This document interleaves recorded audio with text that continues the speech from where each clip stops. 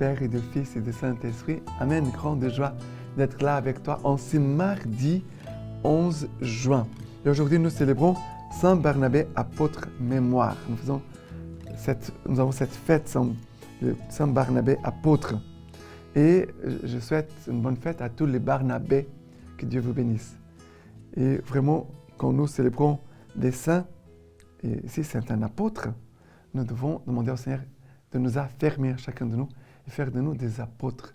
Apôtre, ça veut dire envoyer. Le Seigneur veut nous envoyer chacun de nous en mission sur cette terre. D'accord? La première lecture d'aujourd'hui, c'est Actes des Apôtres, chapitre 11, à partir du verset 21. Quand fut le nombre de ceux qui devinrent croyants et se convertirent au Seigneur, la nouvelle en vint aux oreilles de l'église de Jérusalem. Et l'on envoya Barnabé à Antioche. Lorsqu'il arriva et qu'il vit la grâce accordée par Dieu, il s'en réjouit et les encouragea tous à demeurer d'un cœur ferme, fidèle au Seigneur, car c'était un homme de bien, rempli de l'Esprit Saint et de foi. Une foule considérable s'adjoignit ainsi au Seigneur. Barnabé partit alors chercher Saul à Tarse. L'ayant trouvé, il l'amena à Antioche. Toute une année durant, ils vécurent ensemble dans l'Église et y instruisirent une foule considérable. C'est à Antioche que pour la première fois, les disciples reçurent le nom des chrétiens. Alors, ici, c'est magnifique parce que Barnabé, ça veut dire fils d'encouragement. Et nous devons demander au Seigneur de susciter beaucoup de fils d'encouragement au milieu de nous, car nous avons besoin de personnes qui nous encouragent. Souvent, il y a des gens qui sont toujours en train de murmurer, dire du mal, de se plaindre. Mais il manque des gens au milieu de nous qui ont un cœur d'encouragement, un cœur d'espérance, un cœur qui est capable de voir les grâces au milieu de nous. De voir ce qu'il a déjà. De voir non pas de voir seulement ce qui manque, mais de voir déjà ce qui est là. Ce que Dieu nous a déjà donné. Et ici, Barnabé va encourager les fidèles à demeurer d'un cœur ferme, fidèle au Seigneur. Et qui était Barnabé? Vous avez dit que c'était un homme d'un cœur ferme, c'était un homme de bien, rempli de l'Esprit Saint et de foi. Nous devons aussi demander au Seigneur, au milieu de nous, beaucoup d'hommes et de femmes, de bien, remplis de l'Esprit Saint et de foi. Nous devons déjà demander cela pour nous. Seigneur, fais de moi un homme de bien. Fais-moi, Seigneur, un homme rempli de l'Esprit Saint. Fais-moi un homme rempli de foi. Nous avons besoin des gens qui ont la flamme dans son âme. Et quand on touche une personne qui a la flamme de l'Esprit Saint dans son âme, cela se communique à nous, nous communique la force, la vigueur, l'enthousiasme, le dynamisme de la foi. Nous avons besoin de beaucoup de Barnabé dans notre monde et dans notre Église. D'accord? Et aussi, c'est beau de voir que Barnabé, c'est un homme aussi de communion, d'unité avec l'Église. Barnabé va chercher Saul. Saul, ça veut dire Saint Paul. Il va le chercher, il va l'amener à Antioche, où il a l'Église déjà Antioche. Et là, ensemble, ils vont travailler ensemble dans cette évangélisation, dans ce travail de former cette Église qui est à Antioche. Voilà. Barnabé, un homme d'encouragement. Barnabé, un homme de bien rempli de l'Esprit Saint et de foi. Troisième chose, Barnabé, c'est un homme de communion, d'unité avec l'Église. Il va chercher les personnes et les attache à l'Église. Il fait le pont, voilà, pour que les gens puissent revenir à nouveau à l'Église et aussi à la mission de l'Église. D'accord? Et maintenant, le psaume d'aujourd'hui, c'est le psaume 98. Le psaume 98. Alors ici, le psaume 98, pardon. Il y a ici une petite erreur.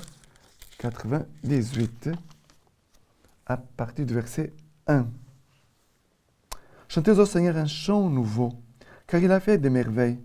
Le salut lui vient de sa droite, de son bras très saint.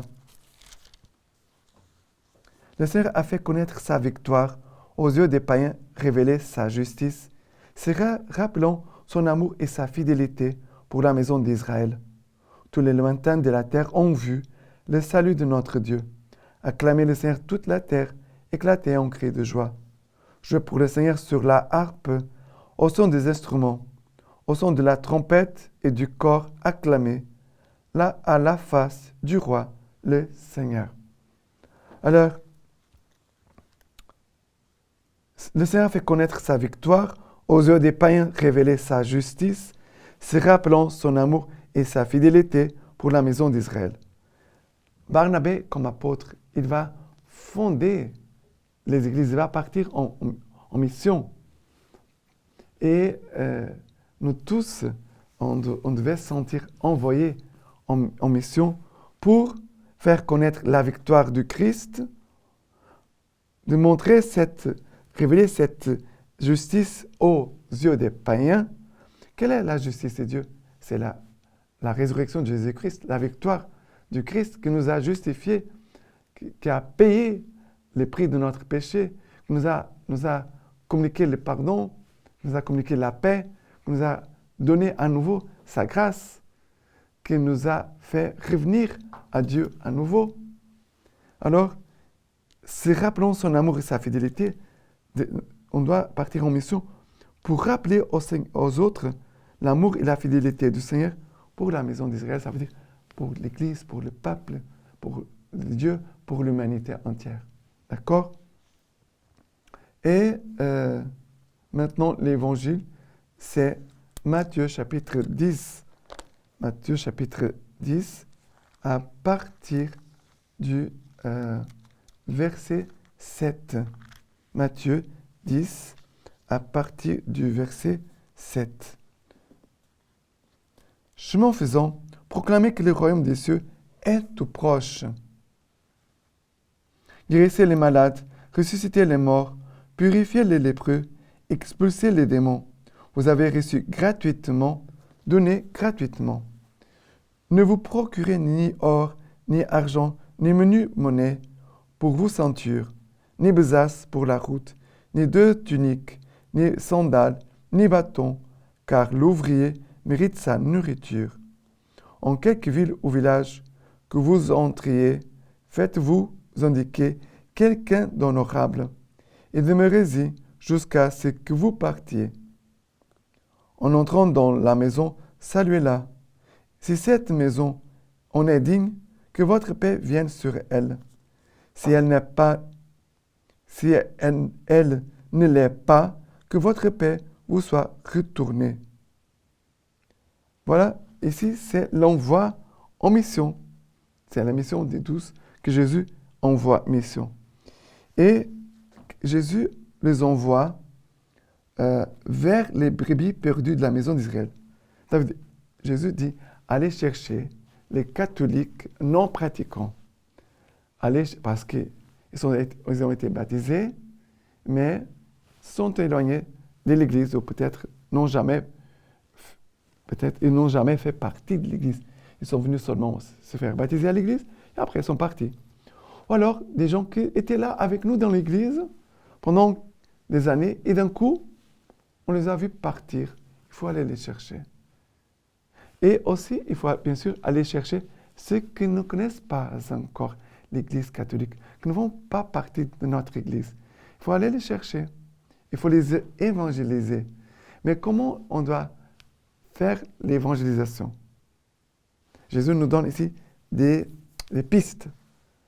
Guérissez les malades, ressuscitez les morts, purifiez les lépreux, expulsez les démons. Vous avez reçu gratuitement. Donnez gratuitement. Ça veut dire, Jésus est en train de dire, les grâces que tu as reçues gratuitement, donne gratuitement. Mets-toi au service des autres. Communique l'amour que tu as reçu de Dieu, les bienfaits de Dieu, communique-le aux hommes, aux autres. Ça veut dire que si on prend soin des autres, si on leur donne de l'amour, on prend soin des autres, on les aide, les gens vont se sentir aimés et vont s'offrir davantage après pour qu'on puisse communiquer d'une façon verbale, ça veut dire avec tes paroles, ce que le Seigneur a fait pour toi. On agit d'abord et après on parlera s'il faut parler. D'accord? Parce que parfois, il y a des gestes qui parlent bien plus que les paroles et qui vont vraiment toucher le cœur plus que les paroles. Les paroles viendront seulement pour, on pourrait dire, attester, pour qu'on puisse se déclarer et de dire notre amour pour Jésus. Parler, si nous parlons, nous devons parler parce que c'est un acte d'amour pour Jésus et pour les autres.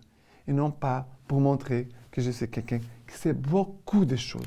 Je connais déjà beaucoup de choses de la parole de Dieu, de la doctrine de l'Église. Je connais beaucoup de choses. Et vous ne connaissez pas. Non, ce n'est pas ça. C'est une erreur. C'est une erreur si on fait cela. D'accord?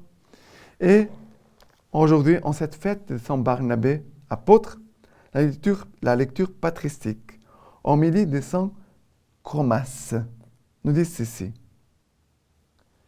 C'est pourquoi cette lampe resplendissante qui a été allumée pour servir à notre salut doit toujours briller en nous. Nous avons en effet la lampe du commandement céleste et la grâce spirituelle. Ce dont David a témoigné ainsi. Ta parole est une lampe pour mes pas, une lumière pour ma route.